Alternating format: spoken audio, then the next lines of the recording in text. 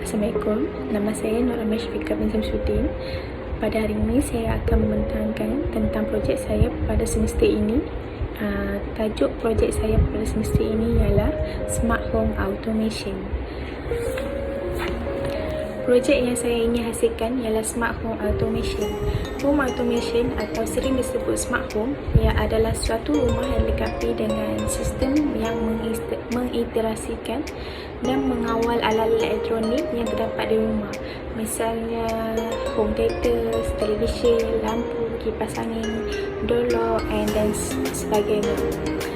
Cara IoT berfungsi ialah suatu objek tersebut akan dilengkapi dengan satu mikropengawal yang boleh disambungkan melalui internet. Objek tersebut juga mempunyai pengesan atau penggerak untuk mengambil data ataupun menggerakkan sesuatu seperti switch, gergaji dan motor. Objek tersebut akan disambungkan ke platform IoT melalui internet.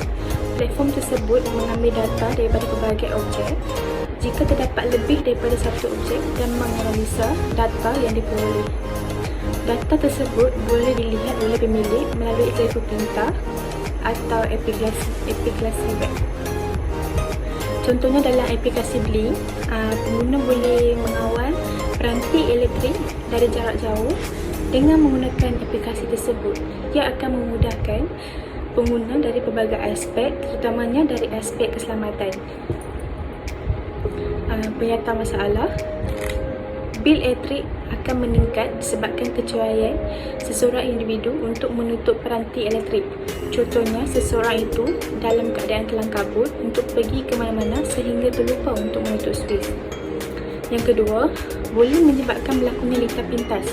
Hal ini terjadi kerana membiarkan switch yang menggunakan tenaga elektrik yang tinggi dibuka dalam tempoh yang lama. Objektif projek ini nombor satu, untuk merancang dan membina sistem berasaskan mikropengawal untuk mengawal peranti di rumah. Nombor dua, untuk mengembangkan sistem kawalan jauh yang membolehkan pemindahan data melalui media tanpa wayar. Nombor tiga, untuk mereka satu sistem yang memberi kemudahan kepada pengguna. Skop projek ini, nombor satu, sistem ini menggunakan microcontroller ESP32 sebagai komponen utama. Nombor dua, menggunakan relay sebagai masukan. Nombor tiga, menggunakan sambungan wireless untuk mengawal switch setiap peranti elektrik. Okey, ini adalah broad diagram projek saya.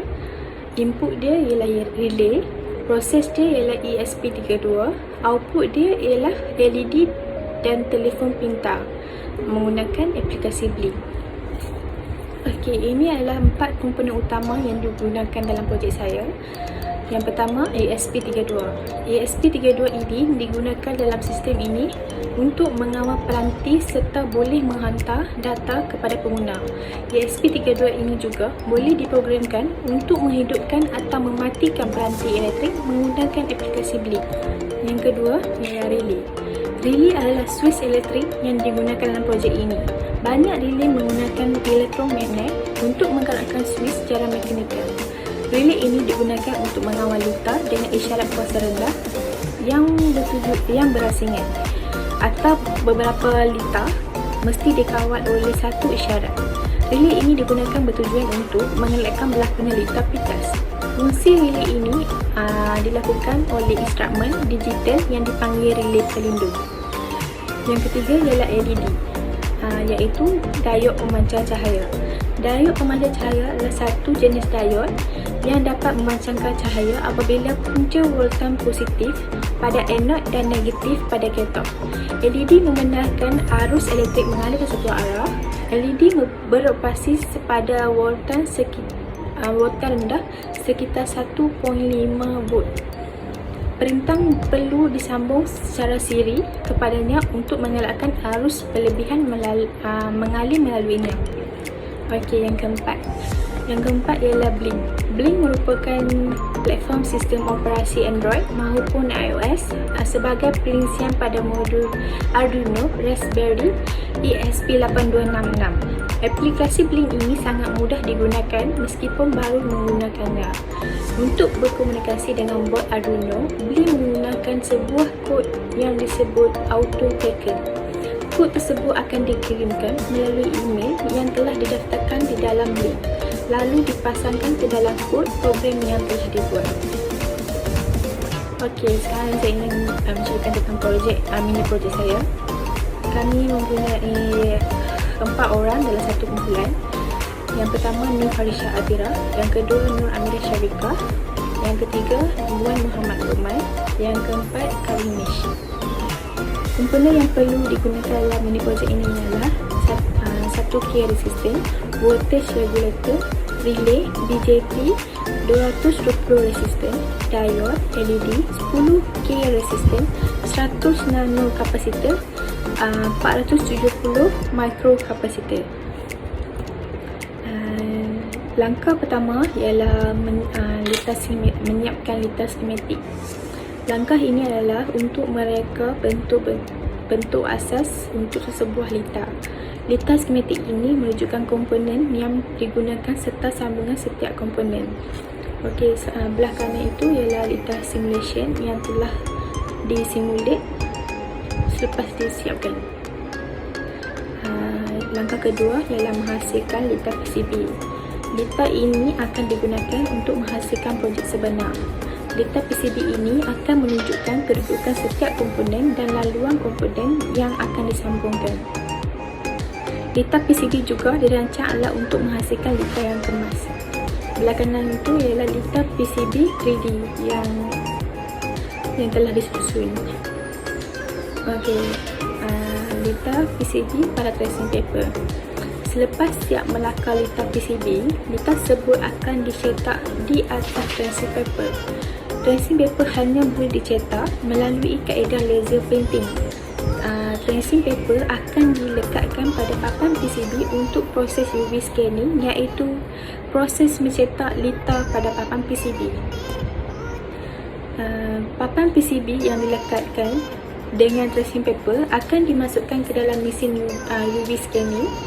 Proses UV scanning hanya mengambil masa selama 30 saat. Satu lapisan yang berwarna hijau dikali sebagai lapisan photoresist akan dihasil pada permukaan papan PCB. Seterusnya, tracing paper akan ditanggalkan untuk menjalankan proses etching. Yang ini adalah contoh papan PCB selepas proses UV scanning. Okey, selepas proses UV scanning, satu lapisan photoresist akan dihasil pada permukaan papan PCB. Papan PCB ini perlu direndam dan dalam developer, iaitu larutan campuran air dan garam. Lapisan photoresist pada bahagian yang didedahkan kepada UV ini akan dicairkan oleh developer. Selepas siap proses develop, papan PCB perlu dibilas dengan air bagi mengelakkan developer berterusan untuk mencairkan photoresist terutamanya pada bahagian litar. Ini ialah contoh papan PCB selepas proses develop. Okey, proses etching. Selepas siap proses develop, litar PCB akan disemak untuk memastikan semua laluan sambungan litar dalam keadaan yang baik. Dalam proses etching, papan PCB akan dimasukkan ke dalam mesin etching. Mesin etching akan diisi dengan pecair ferric chloride, iaitu sejenis asid yang kuat, boleh menghakis dan melarut logam.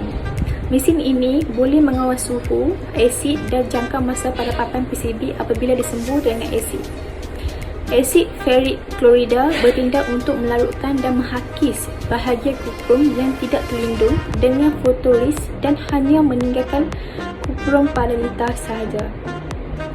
Setelah siap proses etching, papan PCB akan dicuci dengan air dan lapisan photoresist yang terdapat pada litar akan digosok dengan kertas pasir untuk menghilangkannya. Selepas papan PCB disiap etching, litar tersebut akan diuji dengan multimeter terlebih dahulu. Langkah ini dilakukan bertujuan untuk memastikan litar tersebut berfungsi dengan baik.